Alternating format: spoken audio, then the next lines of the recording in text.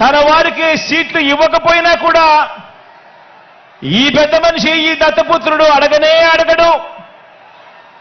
ఎందుకు ఇన్ని తక్కువ సీట్లు నాకు ఇస్తున్నావు అని చెప్పి అంతకన్నా క్వశ్చనే చెయ్యడు. కావాలంటే తాను తాగుతా ఉన్న టీ గ్లాస్ కూడా బాబుకే ఇచ్చేస్తాడు. చంద్రబాబు సిట్ అంటే కూర్చుంటాడు, చంద్రబాబు స్టాండ్ అంటే నిలబడతాడు.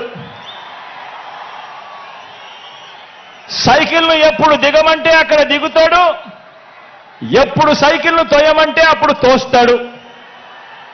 పొత్తుల్లో ఉండమంటే పొత్తుల్లో ఉంటాడు, విభేదించినట్టు డ్రామాలు ఆడమంటే రక్తి కంటిచ్చే డ్రామా కూడా ఆడుతాడు.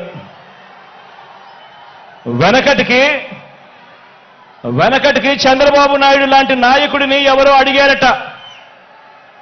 వెనకటికి చంద్రబాబు నాయుడు గారి లాంటి నాయకుడిని ఎవరో అడిగారట, అయ్యా పరిపాలన చేసేవారు కలకాలం గుర్తుండాలంటే ఎలాంటి పనులు చేయాలి అని చెప్పి అడిగారట.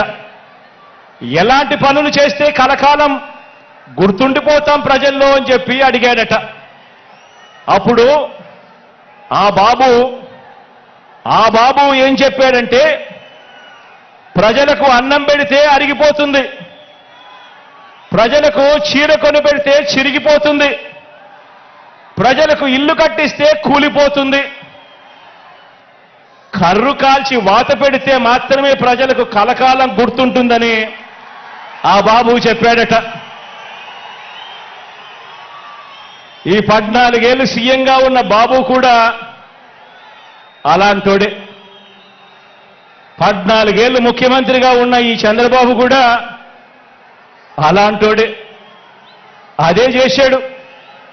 అలాంటి బాబు ఎంతమందితో పొత్తులు పెట్టుకున్నా, ఇలాంటి ఈ చంద్రబాబు ఎంతమందితో కూడా పొత్తులు పెట్టుకున్నా కూడా ఈ చంద్రబాబు నాయుడు గారి పరిస్థితి సున్నా. ఈ సున్నా ఇంటూ ఎన్ని పొత్తుల్లో ఎన్ని పార్టీలున్నా కూడా దాని విలువ ఒక బోడి సున్నానే.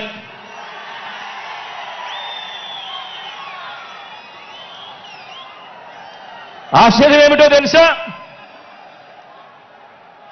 ఇప్పుడు చంద్రబాబు నాయుడు గారు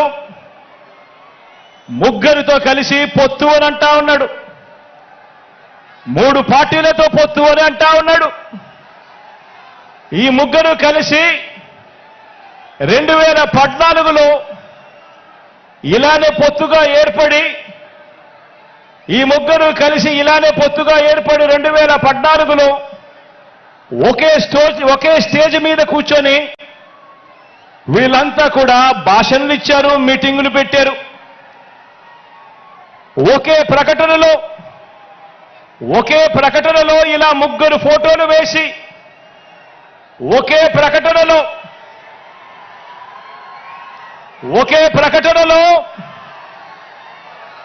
ఇలా ముగ్గురు ఫోటోలు వేసుకుని, ఇలా ముగ్గురు కూడా ఫోటోలు వేసుకుని చంద్రబాబు నాయుడు గారి సంతకం పెట్టి ఇంటింటికి ఈ పాంఫ్లెట్ను పంపించాడు. ఇంటింటికి